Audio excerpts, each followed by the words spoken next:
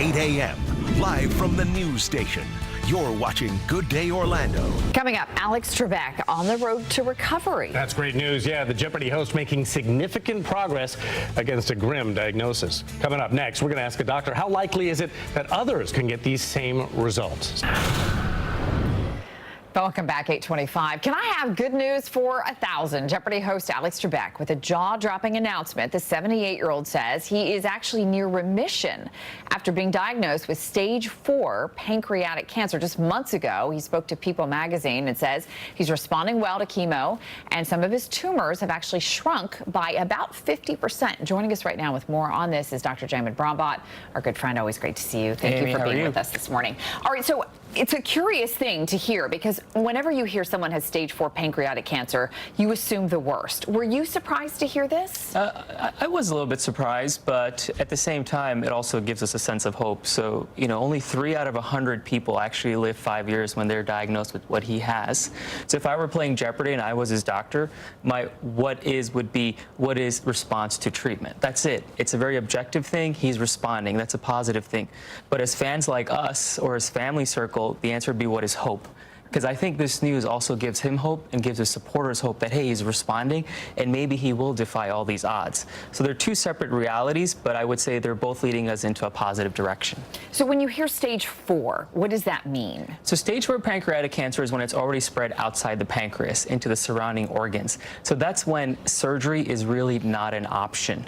Stage 1 would be where it's still in the pancreas and you can have surgery or other treatments that are all open to you, but most pancreatic cancers are diagnosed just like the way he did, where it's already spread.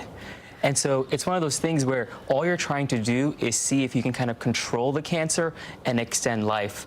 And we know, based on statistics, the life expectancy is not really high once you've been diagnosed with this. Why is pancreatic cancer so deadly? It's deadly because there's really no screening test for it. When we have things like prostate cancer, colon cancer, breast cancer, there's great screening techniques.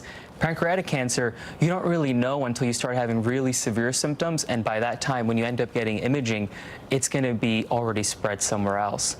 So it's one of those things where there's not good screening techniques, and because it's a rare cancer, there's not really good treatments out there for it as well.